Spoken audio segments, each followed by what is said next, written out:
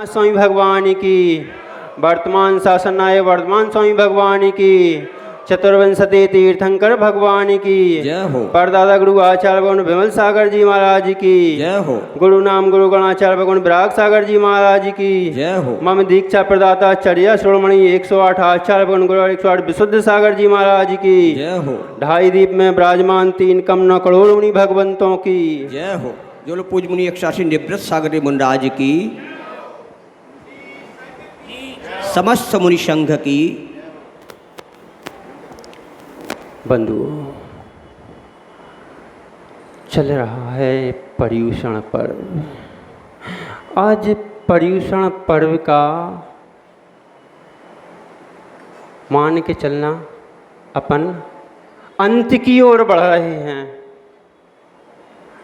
यानी अब या यूं कहें कि अब गई बहुत रही थोड़ी, एक कहावत है, गई बहुत रही थोड़ी। यानी बहुत निकल गए, अब तो थोड़े से बचे हैं। ऐसे ही पर्युषण पर्व भी पूरे 8 दिन निकल गए, आज 9वां दिन है और कल बचा मात्र 1 दिन। आपने क्या प्राप्त किया? कहाँ गए थे? कहीं नहीं। क्या लाए? कुछ नहीं। अगर आपने यह सूक्ति धारण कर ली तो सोचना कि आपने जीवन में कुछ भी प्राप्त नहीं किया, कुछ भी प्राप्त नहीं किया। गए थे तो कुछ लेके आना जरूरी है। अगर नहीं गए हो और कुछ लेके नहीं आए तो आपका जाना निरर्थक है। आज क्या है? उत्तम आकिंचन का दिन है। उत्तम आकिंचन का अर्थ क्या है? जो परिग्रहों से दूर हो जाए, परिग्रह को छोड़ दे, वह उत्तम आकिंचन धर्म कहलाता है। तो उत्तम आकिंचन गुण जानो, परिग्रह चिंता दुख ही मानो। यह जो परिग्रह हैं वह सब चिंताओं के खान है। जब तक परिग्रह है तब तक आपको चिंताएं लगी रहती हैं, नींद आने वाली नहीं होती। आप जितना जितना परिग्रह यानी जितना जितना पैसा जोड़ते जाओगे उतनी उतनी आपके नींद दूर होती जाएगी। यहाँ भी ऐसा ही हुआ, यहाँ भी ऐसा ही हुआ कि परिग्रह तो बहुत था, राजा था, लेकिन नींद नहीं आ रही थी। नींद नहीं आ रही थी। राजा भोज, राजा भोज, राजा भोज कभी भी था साथ में। वह जब राजकाज से व्यथित हो करके और सैया पे जाकर लेटा लेटा लेटा करवटें बदल रहा था, नींद नहीं आ रही, तब कहते हैं कि उत्तमं स्वात्म चिंता स्यात् देह चिंता च मध्यमा अधमा काम चिंता स्यात् पर चिंता धमा धमा। यानी उत्तम पुरुष वह है जो स्वात्मा की नींद न आने पर अपनी आत्मा की ओर बढ़े, अपनी आत्मा में चिंतन करे, अपने आत्मा के पास रहे, वह उत्तम पुरुष है। मध्यम पुरुष मोही व्यक्ति जो अपनी स्वयं की चिंता ही रखता है, पर की चिंता नहीं रखता। कम से कम वह इतना है कि दूसरों में तो नहीं जा रहा, स्वयं के ही लिए लगा है, स्वयं में ही लीन है, इतना अपने ही शरीर की चिंता कर रहा है, वह ठीक है, उसकी अपेक्षा से ठीक है। और अधम पुत्र वह है जो व्यक्ति, कामी व्यक्ति, जो पर की ओर चिंता करता है। और अधम से भी अधम वह है जो पर की चिंता करते हुए भी इस जगत की, संसार की चिंता करता है, वह अधम से भी अधम है। आचार्य भगवंतों ने ऐसा इनको उल्लेख किया है। यहाँ पर भी ऐसा ही हुआ। राजा भोज कवि था।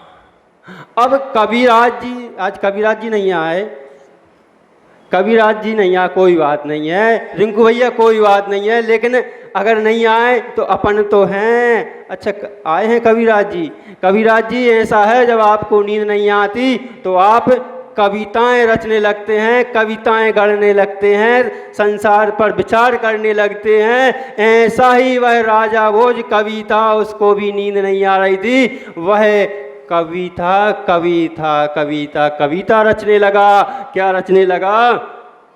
चेतो हरा युवंत्यः सहृदयानुकूलाः सद्वंदाद वा प्राणग्रहश्च गर्जन्ति दंतति विरलसितार लांस तुरंगः। वह कह रहा था, उसके 3 पद पूरे हुए, चौथा आ नहीं रहा था। लेटा लेटा पूरी रात हो गई, लेटा लेटा पूरी रात हो गई। बैठा था वह 3 पद करके, क्या कह रहा था? मेरे को पहली लाइन का चेत हरो इक्त्या सदानुकूला, मेरे चित्त को हरने वाले महारानियां हैं। कविता लिख रहा है, मेरे चित्त को हरने वाली महारानियां हैं, फिर भी नींद नहीं आ रही। क्यों नहीं आ रही? दूसरे में लिखता है सदबांधवा प्राण गच्छ गर्वहा, मेरे पास बंधु हैं, बांधव है, सेना है, लेकिन फिर भी मेरे को नींद नहीं आ रही, नींद नहीं आ रही। तीसरी पंक्ति लिखता है गर्जंती दंतति विरलस तरलस तुरंगहा, मेरे पास धन है, संपत्ति है, वैभव है, लेकिन फिर भी मेरे को नींद नहीं आ रही। आगे का पद पूरी रात हो गई, सोचते सोचते कविराज जी आ नहीं रहा। तभी क्या हुआ? एक घटना घट जाती है। कैसी? उस राज खजाने में एक चोर चला जाता है। वह चोरी के करने के निमित्त से जाता है। देखता क्या है कि अंदर तो राजा बैठा हुआ है और नींद ही नहीं आ रही, और वह पलंग के नीचे छुप जाता है जाकर कि चलो ठीक है, जब सो जाएगा तो मैं चोरी कर लूँगा। ऐसा विचार करते करते उसको सारी रात निकल जाती है। भाई चोर भी कवि था, भाई चोर भी कवि था। कहते हैं समय सबका एक सा नहीं होता और समय के साथ ही चलना चाहिए। सब दिन एक से नहीं होते और सबके दिन एक से नहीं होते। वह चोर भी कवि था। तो लिखता क्या है कविराज जी, रिंकू भैया? लिखता क्या है? वह देखता रहता है, रात हो गई, सुबह होने वाली है, नगाड़े बजने लगे, अब राजा सोने वाला नहीं है, अब तो मेरे सर पर तलवार ही लटक रही है। तो वह पलंग के नीचे से धीरे से बोलता है, समिलीने नैन सायोरे ना ही किंच दस्ती। राजा भौचक्का रह जाता है, देखता है, बोलता है, अरे भाई, इस कविता को पूर्ण करने वाले मेरे उपकार, मेरे परम गुरु आप कौन हैं? मेरे समक्ष तो आइएगा। वह कहता है, राजन आ तो रहा हूँ, वैसे भी मेरे को आना है, लेकिन सिर्फ ये है, बोले आप मेरे परम उपकारी हैं, परम गुरु हैं। मैं पूरी रात से चिंता में व्यतीत था, मेरे से 3 पंक्तियां बन रही थी, एक नहीं बन रही, लेकिन आपने बोलकर बता करके उसको पूर्ण कर दिया। आप बता दीजिएगा। वह आता है, कहता है, राजन मेरे को तो मृत्यु दंड मिलना ही है, अब मैं चिंता किस बात की करूं, मैं तो आ ही रहा हूं। वह आता है, बोलते हैं आप कौन हैं? वह सच सच बताता है, मैं राजन चोर हूं और मैं आपके यहाँ चोरी करने के निमित्त से आया था, लेकिन देखा क्या? देखा यह कि आप तो जग रहे हैं। तब मैंने सोचा कि जब यह राजा सो जाएंगे तो मैं चोरी करके और चुपचाप से निकल जाऊंगा, लेकिन संयोग ऐसा बना कि आप तो जागते रहे हो, मैं भी जागता रहा, लेकिन आप ऊपर थे और मैं नीचे था। अरे बोले, आप तो मेरे परम गुरु हैं, आपने मेरे को कविता जो आ नहीं रही थी उसको सुलझा दिया। आप ठीक हैं, आप तो परम उपकारी हैं मेरे, आपको मृत्यु दंड नहीं मिलेगी। सबके दिन एक से नहीं होते कविराज जी, सबके दिन एक से नहीं होते। यानी समलीने नैन सारो नहीं किंच दस्ती। वह कहता है, क्या कहता है? यह सब नैन खुले हैं, यह सब धन संपत्ति जायदाद।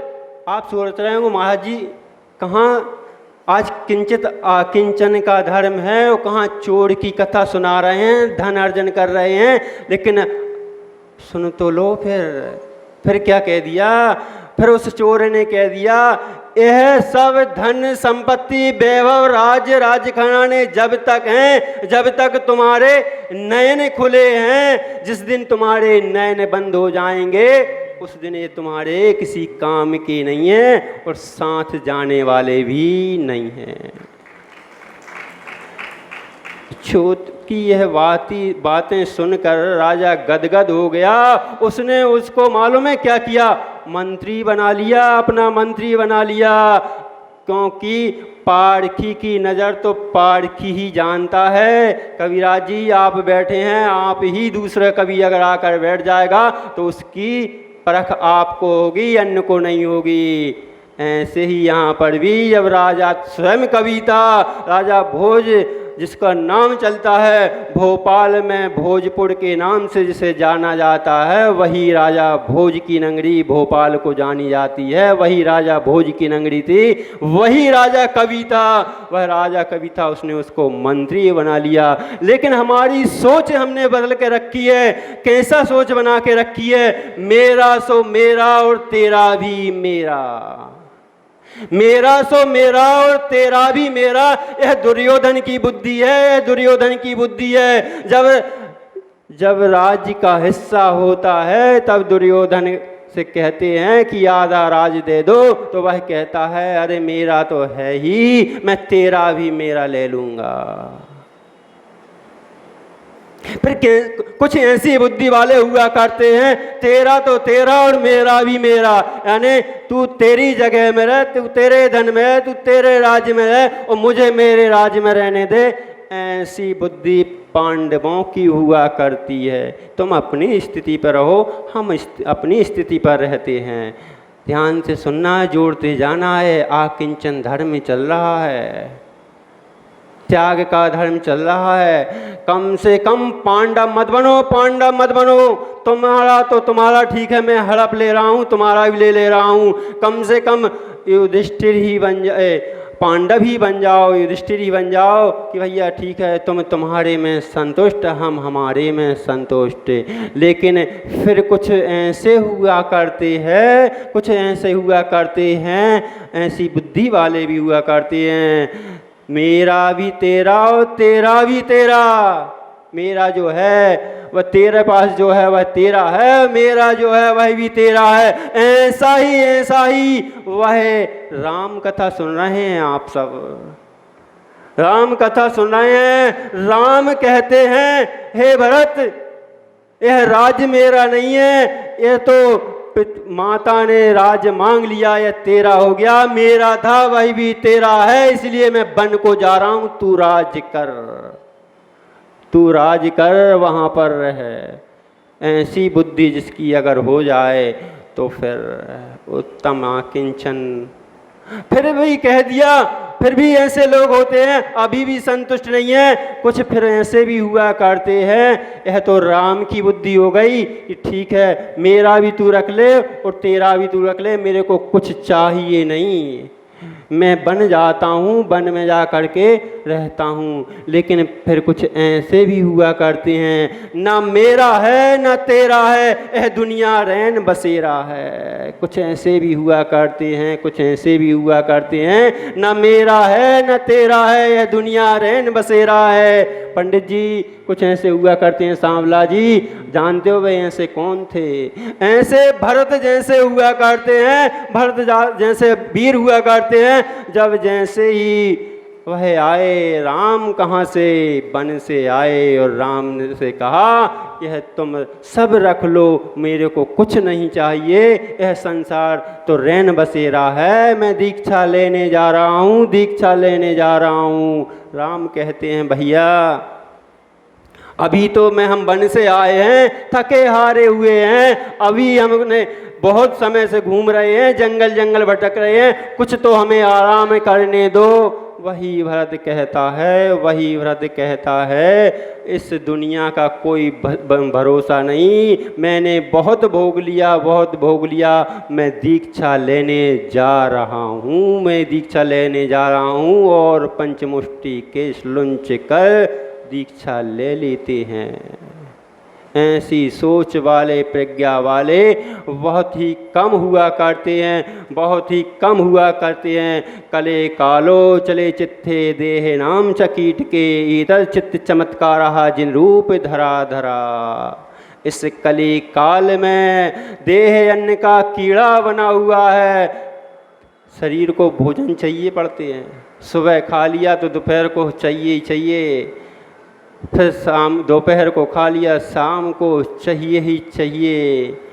लेकिन वह धन्य है, वह धन्य है वह जिसने दिगंबरी दीक्षा ले ली, जिन स्वरूप को धारण कर लिया, जिन मुद्रा को धारण कर लिया, वह फिर भी अपने जिनेंद्र भगवान की भक्ति में लीन हो करके वह अन्न के कीड़े को भी ठुकरा रहा है, वह अन्न की ओर अपनी चिंता नहीं कर रहा है। यह दिगंबर चर्या धन्य है, धन्य है। ऐसी दिगंबर चर्या जिसकी है वही अकिंचन व्रत को पाल सकता है। फिर यहाँ पर यह भी हो जाता है, आचार्य भगवान ने तो कह दिया तुमने वस्त्र उतार दिए, दिगंबर धारण कर लिया, लेकिन ऐसा मत करना। सर्प पंडित जी, सर्प केंचली बदलता है वर्ष में 2 बार। आपने देखा होगा, देखा नहीं होगा तो सुना होगा, हमने तो देखा भी है, प्रत्यक्ष देखा है। सर्प केंचली बदलता है, लेकिन वह निर्वश नहीं हो जाता, वह विष रहित नहीं हो जाता, वह विष से सहित है। ऐसे ही आचार्य भगवान कह रहे हैं, हे दिगंबर, तूने कपड़े तो उतार लिए, लेकिन तू तेरे मन में अगर कुछ विषय वासनाएं भरी हैं तो तू बिल्कुल उस सर्प की तरह है। सर्प ने कांचली तो बदल ली, तूने तेरा चोला तो बदल लिया, दिगंबर मुद्रा को धारण कर ली, महावीर का जिन लिंग धारण कर लिया, लेकिन तेरे अंदर वासनाएं भरी हैं, परिग्रह भरा है, तो तू तेरे अंदर फिर दिगंबरत्व नाम का दिगंबरत्व है। कह रहे हैं, क्या कह रहे हैं, फिर बताते हैं, जिस प्रकार सर्प के अंदर मुख में डाढ़ में पोटली हुआ करती है, उसमें वह विष हुआ करता है। जब वह पोटली निकल जाती है, उस डाढ़ से निकल जाया करती है, तब वह निर्विष माना जाता है। ऐसे ही तू भी जब तक इस दिगंबरत्व में है, तब तक अपने परिग्रह की पोटली उतार दे, परिग्रह की पोटली उतार दे, तब तेरा श्रावक का भी बता दिया और मुनि का भी बता दिया। लेकिन मुनि को पदच्युत करते कौन हैं, यह सबसे बड़ा क्वेश्चन मार्क है। मुनि अपनी साधना में लीन है। हम श्रावक जाते हैं मुनि के पास और कहते हैं, महाराज लैपटॉप रख लो, मोबाइल रख लो। महाराज कहते नहीं रखना। अरे महाराज रख लो। और फिर जाकर के वही देंगे, वही कहेंगे आपने मुनि की हत्या कर दी। मोबाइल देने वालों, लैपटॉप देने वालों ने एक मुनि की हत्या कर दी, जिन्हें लिंग भेष के धारण करने वाले महावीर की मुद्रा की आपने हत्या कर दी। आप हत्यारे हैं, क्योंकि उसके भाव परिग्रह हो गया। फिर जाकर के वही श्रावक मालूम है क्या कहते हैं, रिंकू भैया आप जैसे चले जाते हैं, यहाँ लैपटॉप देते हैं, यहाँ फिर कह देते हैं महाराज और कुछ भी जरूरत हो तो हम ला के दे देंगे आपको। महाराज को कुछ नहीं चाहिए, महाराज पेंसिल तो ले लो, पेंसिल भी नहीं चाहिए, जरूरत पड़ेगी तो हम मांग लेंगे, या हम इशारा कर देंगे रिंकू भैया हमारी पेंसिल ख़त्म हुई। हमने कहा रिंकू भैया पेंसिल, बस इतना बोला, आपने पेंसिल ला के रख दी। आप ही जाके फिर समाज में पूरी में डंका पीटते हैं, अरे अमुक महाराज मांगते हैं, अमुक माताजी मांगती हैं। अरे आपने 2 पाप कर लिए। एक जाकर समाज में आप फैला रहे हैं, आप उसके भी हत्यारे हैं, वह भी दोष आपको लग रहा है। आप यह नहीं सोच रहे कि हमने पेंसिल महाराज को लेखनी की आवश्यकता थी। वह शास्त्र लिख रहे थे, वह जिनवाणी अध्ययन कर रहे थे, जिनवाणी लिख रहे थे, इसलिए हमने उनको यह लेखनी दी है और वह उन्होंने नहीं मांगा था। आपने 50 बार जा कर के तो उनसे रिक्वेस्ट की थी, अगर वह नहीं कहते तो आपसे इशारा क्यों करते। आपने 3 पाप कर लिए, झूठ बोला, फिर समाज में उनका अपवाद फैलाया, और तीसरा है आपने जा कर के उनको परिग्रह और दे दिया, लैपटॉप दे दिया, मोबाइल दे दिया, आपने मुनि हत्या कर ली। आपने पंडित जी आपने 3 पाप कर लिए और आप कह रहे हैं कि हम स्वरूप को समझो, स्वरूप को समझो। फिर कहते हैं कैसा कि वह व्यक्ति घर से मंदिर अगर दूर है, वह व्यक्ति घर से अगर मंदिर दूर है और मंदिर अगर पास लगता है तो वह समझो, मंदिर अगर पास लगता है तो वह उसका मोक्ष मार्ग पास है। ऐसे भावों को जो जिसको मिल रहे हैं कि मंदिर बहुत दूर है लेकिन चलने के लिए तैयार हो गया, अरे मंदिर बहुत पास है, वह भव्य जीव है, उसको मोक्ष मिलने वाला पास ही है। और जो मंदिर पास होते हुए भी मंदिर बाजू में लगा हुआ भी है और वह फिर भी मंदिर नहीं जा रहा, मंदिर की ओर अपनी दृष्टि नहीं कर रहा, मंदिर की ओर अपने को आकृष्ट नहीं कर रहा, उस वह तो बहुत अभव्य है। अभव्य क्या, उससे तो मोक्ष कोसों दूर है। जो व्यक्ति मंदिर से दूर लगे लेकिन मंदिर दूर है लेकिन पास लगे, वह जीव भव्य है। क्योंकि हमने देखा है, देखा नहीं सुना है, बताते हैं। हमारे ही संग में निसंग सागर जी थे, जब वो वहाँ पढ़ने गए तो उन्हें 14 किलोमीटर दूर था मंदिर और वह साइकिल से मंदिर के लिए जाते थे। आज वह 25-30 लाख की पैकेज छोड़कर हमारे ही संग में, हमारे ही साथ में, हमारे ही बैच में उनकी दीक्षा हुई है। क्योंकि उन्हें मंदिर पास लगता था और जिसको मंदिर दूर लगता है, जिसको मंदिर दूर लगता है वह क्या मंदिर की महिमा जानेगा। अपन थोड़े से मंदिर की महिमा समझ लें, उसके बाद कहते हैं कि अपन ने देखा था मंदिर के शिखर दिखने मात्र से 30 दिन के उपवास का फल अपने को प्राप्त हो जाता है। अभी अपन मंदिर पहुँचे नहीं और 30 दिन का उपवास बगैर कुछ करे ही मंदिर में के शिखर दिखने मात्र से 30 दिन का उपवास का फल प्राप्त हो जाता है। और मंदिर के आंगन में पहुंच गए, जब 30 दिन शिखर के दिखने में हो रहा है तो जब मंदिर के प्रांगण में पहुंचते हैं तो कितना होगा, अनुमान लगाओ। आप कल्पना नहीं कर सकते। 6 माह का उपवास यानी 180 दिन के उपवास का फल आपको प्राप्त हो गया। अभी भगवान के दर्शन नहीं हुए, आंगन में पहुँचे हैं, मंदिर के प्रांगण में पहुँचे हैं, तब जा कर के। और मंदिर के द्वार में कहते हैं गर्भगृह के पास यानी द्वार पर पहुँचे तो आपको 1 वर्ष के उपवास का फल प्राप्त हो गया। कहाँ आप घर में बैठे मात्र विचार कर रहे थे, पंडित जी विचार कर रहे थे, उससे शुरू हुआ 1 बेला के उपवास और कहाँ 100 वर्ष के उपवास का फल प्राप्त हो गया। और जो जिन मूर्ति के, जिन बिंब के दर्शन कर लेता है, करे कैसे, ऐसे नहीं हम भगवान आ गए।